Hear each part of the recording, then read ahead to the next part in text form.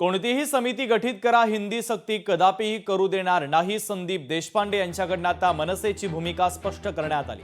महाराष्ट्रामधला मराठी माणूस एकत्र आल्यानं सरकार हादरलं.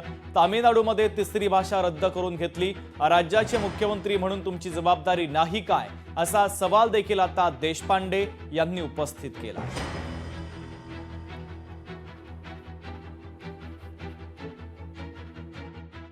आमच्या पक्षाची भूमिका स्पष्ट आहे. कुठली समिती स्थापन करा, त्याचा अहवाल काय यायचा आहे तो येऊ द्या.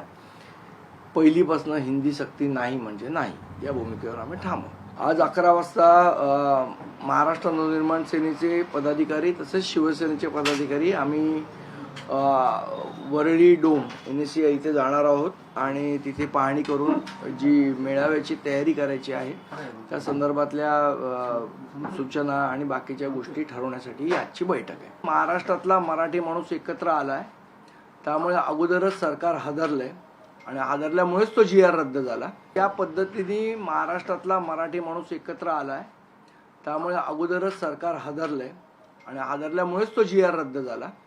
मराठी माणसाची एकजूट होते, याच्यामुळे राष्ट्रीय पक्ष सगळेच भयभीत झालेत, त्यांच्या पायाखालची वारुळ सरकली आहे.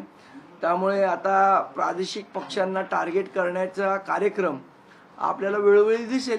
कोण कुठे शिकतंय आणि CBSE असेल, ICSE असेल, इथे ज्या पद्धतीने तिसरी भाषेची सक्ती केली जाते.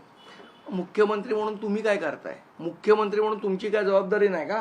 प्रत्येक गोष्टीची आंदोलनं आम्हीच करायची. एका राज्याचे मुख्यमंत्री म्हणून तुमची जबाबदारी नाही. आज स्टॅलिननी तामिळनाडूमध्ये तिसरी भाषा रद्द करून घेतली, CBSE मध्ये पण ICSE मध्ये पण. मग आमच्या मुख्यमंत्र्यांना का असं वाटत नाही की आपण करावं? का आमचे आंदोलन होण्याची वाट बघतायत का मुख्यमंत्री? स्वतःहून काही गोष्टी मुख्यमंत्र्यांनी कराव्यात ना. सगळी जबाबदारी आमच्यावर ढकलून तुम्ही काय फक्त सत्ता उपभोगणार का?